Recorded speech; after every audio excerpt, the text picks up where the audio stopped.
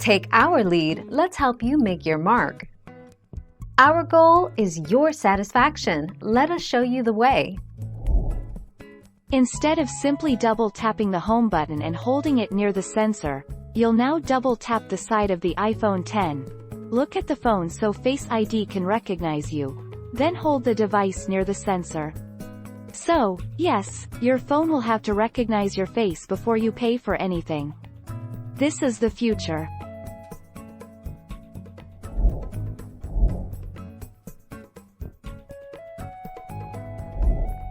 Take our lead.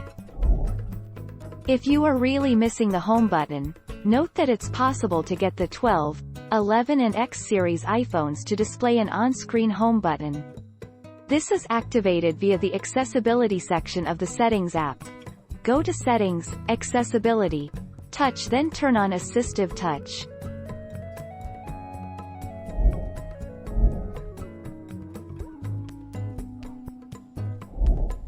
Take our lead. With your iPhone or iPad with Face ID, double-click the side button, then use Face ID or your passcode. iPhone or iPad without Face ID, use Touch ID or your passcode. Apple Watch, double-click the side button.